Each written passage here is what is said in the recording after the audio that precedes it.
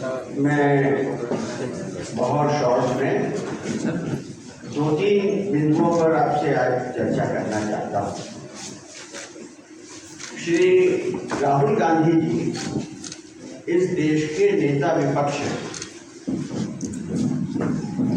और लगातार सिर्फ एक राज्य से नहीं कई राज्यों से पिछले एक हफ्ते 10 दिन में उनको जान से मारने की धमकी, जुबान काट लेने की धमकी, इस तरह से अनेकों धमकियों भरा बयान भारतीय जनता पार्टी के केंद्रीय मंत्री से लेके और राज्य सरकार के मंत्री तक दे रहे हैं।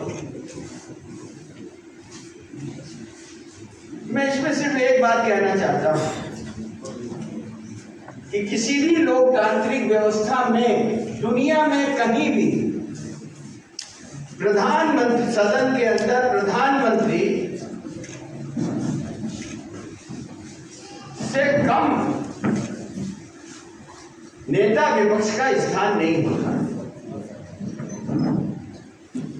तकलीफ इस बात की है और यह शर्मनाक है किसी भी लोकतांत्रिक व्यवस्था के लिए कि इस देश का प्रधानमंत्री और उस पार्टी के अध्यक्ष एक शब्द भी अभी तक उनकी तरफ से नहीं आया। कोई भी सभ्य पार्टी होती, कोई भी पढ़ी लिखी संस्कार पार्टी होती तो खुद आगे बढ़ के खेत जताने का काम करती और कार्रवाई करती। यहां कोई छुई मुई नहीं, जो तर्जनी देख मुरझाई।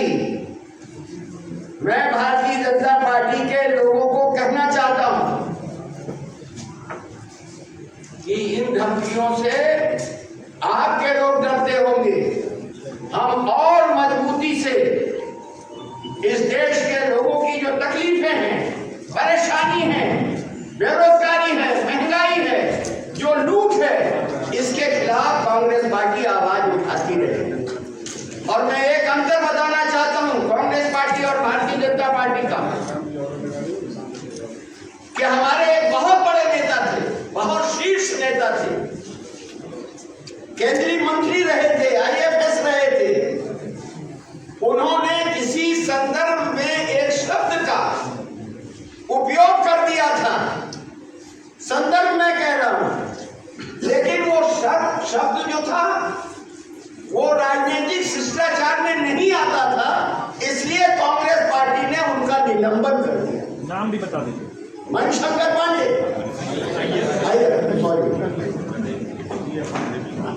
है भी वैसे पांडे ही हुए। मणिशंकर पांडे जो हमारे शीर्ष नेतृत्व था, उनका खाली एक शब्द जो कि राजनीतिक शिष्टाचार में नहीं आता था, इसलिए उनका निलंबन कर दिया गया।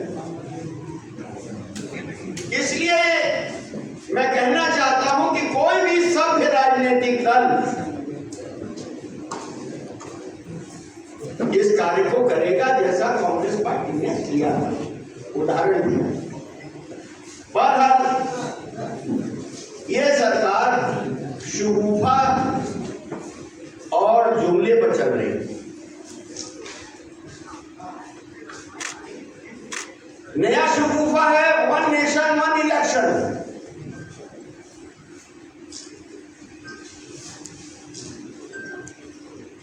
और मैं याद दिलाना चाहता हूं 400 पार वाली बात। अब वो सामने आ रही है कि किस तरीके से इस संविधान को नष्ट करना चाहते। और एक बात और मैं मोदी जी को कहना चाहता हूं कि ये इस देश में सुप्रीम कोर्ट से ये तय हो चुका है कि बेसिक स्ट्रक्चर में कोई भी चेंज नहीं कर सकता। कैसे पूरी सरकार ने ये मंत्रिमंडल ने फैसला किया? क्योंकि हमारे संविधान में फेडरल स्ट्रक्चर है, बेसिक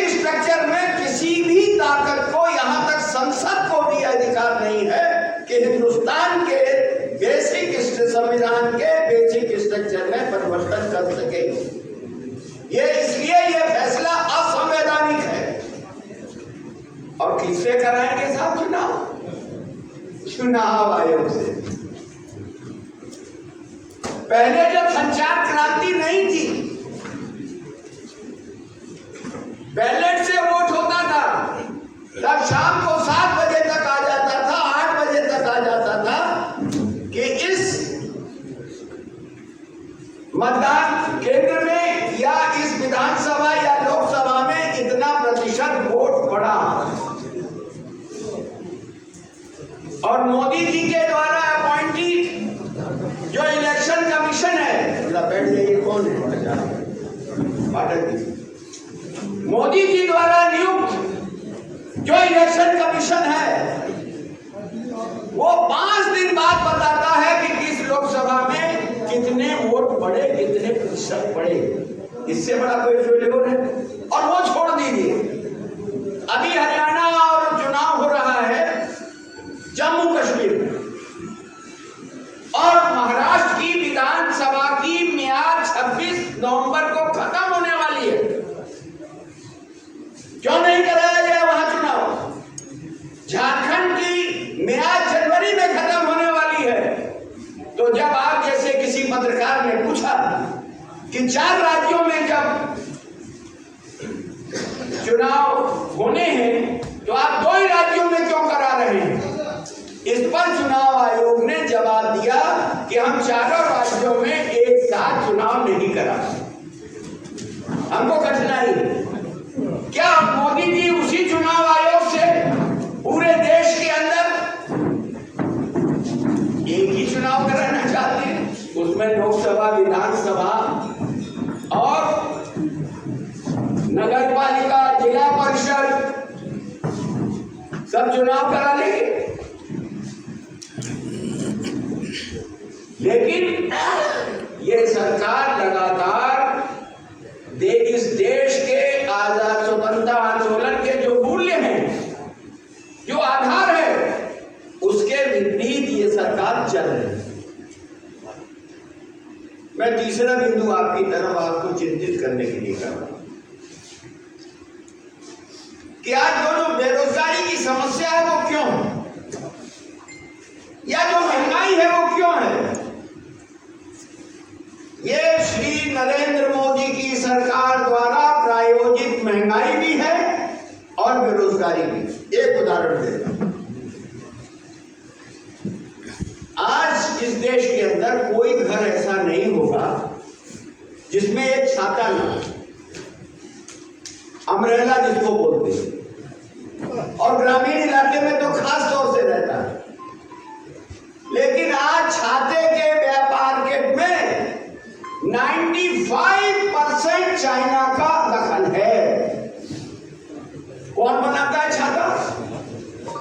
टाटा, बिरला, अंबानी नहीं बनाते। इसको हमारे आपके जैसे शहरों में जो छोटे उद्यमी होते हैं, जिसको MEES कहते हैं, स्मॉल स्केल इंडस्ट्री, और उसमें काम कौन करता है? काम करता है जो अगल बगल का बेरोजगार है। एक आइटम नहीं है। अरे ये जो नकली फूल होते हैं, इसमें भी 90% हिस्सेदारी चाइना की। और एक आइटम नहीं है, 85 आइटम ऐसे हैं जो रोजमर्रा के जीवन में आता है, जो सामान्य आदमी जिसको उपयोग करता है, जिसको कि छोटे उद्यमी बनाते हैं, जिससे रोजगार मिलता है, वो धीरे धीरे धीरे धीरे चाइना के हाथ में जा रहा है। उनका मुनाफा बढ़ रहा है और उनके नौजवानों को रोजगार मिल रहा है और हमारा नौजवान बेरोजगार होता है। दूसरा, महंगाई का इशू। और यही नहीं है, मैं इनको कहूंगा, अभी ये मैं सब आप ही लोगों का लिखा हुआ बता रहा हूं, मेरा ज्ञान कम है इकोनॉमिक्स का। ये देखिए लिखा है गुड्स एक्सपोर्ट डिक्लाइन 9%। गुड्स मतलब सामान्य चीज, और इसका जो ट्रेड डेफिसिट है वो 30 बिलियन हो चुका है। लेकिन इस पर सरकार को बोलने की जरूरत नहीं। ये देखिए, एक्सपोर्ट टू बांग्लादेश सिर्फ 28% इन अगस्त। तो जब लगातार आप इंपोर्ट बढ़ाएंगे और एक्सपोर्ट लगातार नीचे गिरेगा तो रोजगार कहां से आएगा, कहां जाएगी इकोनॉमी? इतना ही नहीं है, पेट्रोलियम पदार्थ आज दुनिया में क्रूड ऑयल का दाम लगातार गिर रहा है। मैं उसकी चर्चा नहीं कर रहा हूं जो हमने रशिया से लिया है सस्ते में। मैं चर्चा कर रहा हूं दुनिया के बाजार की।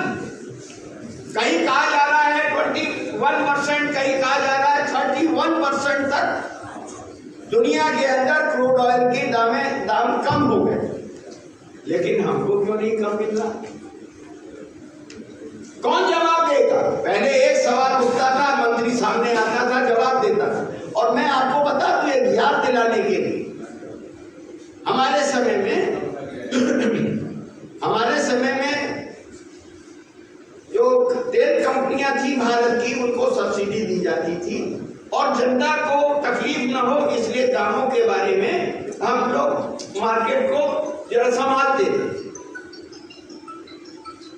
लेकिन ये बहस चली कि इन कंपनियों को कब तक सब्सिडी दी जाएगी, और मैं आज इस धरती पर नहीं है, मैं अरुण जेटली जी का नाम लूंगा। उन्होंने बड़ी तगड़ी वकालत की थी कि दुनिया के मार्केट से और जो डोमेस्टिक मार्केट है उसको जोड़ दिया जाए।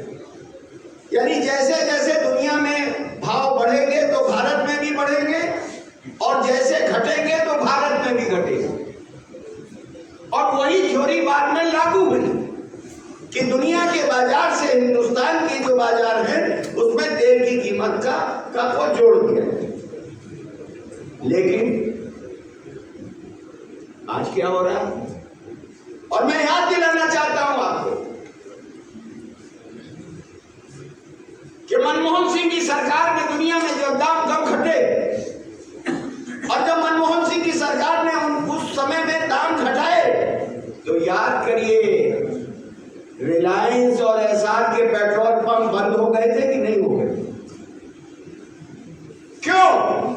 क्योंकि उस दाम पर उनको बेचने में मुनाफे की लूट नहीं हो रही। मुनाफा हो रहा था लेकिन मुनाफे की लूट नहीं हो रही। लेकिन आज दाम इसलिए नहीं घट रहे, मेरा आरोप है भारतीय जनता पार्टी पर, मोदी सरकार पर, कि आप जो लोग प्राइवेट प्लेयर हैं पेट्रोलियम पदार्थ में, उनकी लूट आपकी लूट एक बराबर हो जाए। उनका दबाव है, उनका चंदा है कि हिंदुस्तान का आदमी उनके मुनाफे के लिए कम दाम पर पेट्रोलियम पदार्थ नहीं पा, और नहीं हिम्मत है तो उसके साथ जो नीति बनी थी, संसद में पास नीति है, उसके अनुसार आप घटाएंगे। और नहीं तो जवाब दीजिए कि किन कारणों से हम इसको नहीं बदल पा रहे। ये मेरे आज आपके सामने बिंदु थे। हमारे संगठन की कल बड़ी बैठक हुई और हमारे ये दो हमारे सहयोगी हैं, सह प्रभारी हैं बिहार के। तीसरे वाले क्यों नहीं आए? तीसरे जो वो अभी जेल में हैं। किन कारणों से? वो जो प्रदर्शन हुआ जिसमें सतनामी समाज के लोगों को जला दिया गया, उसके खिलाफ जो उन्होंने प्रदर्शन किया, और दूसरा बता क्यों जेल में है? क्योंकि नया जो लाए हैं ना आईपीसी में परिवर्तन, उसमें ये है कि 60 दिनों से 90 दिनों तक पुलिस रख सकती, नहीं तो कोई ऐसा अपराध नहीं है उनके ऊपर। 2 बार के एमएलए हैं नए कानून के तहत जेल में। नया कानून में अभी तो और लोग, कभी आप लोग भी जाएंगे। आप ये देखिए कि अगर कोई पत्रकार ब्लॉग लिख दे तो जेल चला जाता है, कोई आदमी सोशल मीडिया पर कमेंट कर दे तो जेल चला जाता है, और यहाँ केंद्रीय मंत्री आतंकी कह रहा है और कोई नोटिस कोशिश की। लेकिन एक बात है, वो बिट्टू से हमारी थोड़ी सी नरमियत है। क्यों? कि उसने बोला तो सही लेकिन शब्द गलत निकल गए। क्यों बताऊं? कि जिस तरीके से, खाली यही मत लिखिए, हमारा पूरा संदर्भ लिखिए महाराज, वो महाराज पूरा संदर्भ, दूसरा सेंटेंस तो होते लिखे, ऐसा मत कर दी। जाने दीजिए, हमारी आवाज पहुंच गई। अभी नया नया है, असलियत को उसने गलत शब्दों में रख दिया। कैसे? ये सही है कि राहुल गांधी जी ने जो संसद में सवाल उठाए, पेपर लीक के जो सवाल उठाए, बेरोजगारी के, महंगाई के, इस देश के संविधान के, तो उससे मोदी जी आतंकित हो चुके हैं, पूरी बीजेपी आतंकित हो चुकी है। इसलिए उसने सही कह दिया कि ये आतंकी, क्योंकि पूरी बीजेपी श्री राहुल गांधी जी के लोकसभा के भाषण से आतंकित हो, और आज भी आतंकित है। लेकिन ये जो राहुल जी का ये है, इस देश की जनता की तकलीफों को रखना, लीडर अपोजिशन, नेता विपक्ष के नाते उनका हक भी है और उनका कर्तव्य भी है। और पूरी देश की पार्टी उनके साथ मजबूती से खड़ी है। और वही नहीं, मैं एक बात आपको बताना चाहता हूं कि हमारा आकलन आप लोकसभा के चुनाव के पहले या संख्या से मत करिएगा। लोकसभा चुनाव के बाद जो नतीजे आए हैं, उससे इस देश के अंदर कांग्रेस पार्टी के पक्ष में बड़ा जन समर्थन खड़ा हुआ। चुनाव के पहले जितना जन समर्थन हमको नहीं था, उससे ज्यादा जन समर्थन हमारा लोकसभा के चुनाव के बाद हुआ है। और आगे आने वाले हर चुनाव में आप देखेंगे इस देश के अंदर कि लोग कांग्रेस की तरफ या कांग्रेस के साथियों की तरफ देख रहे हैं। धन्यवाद।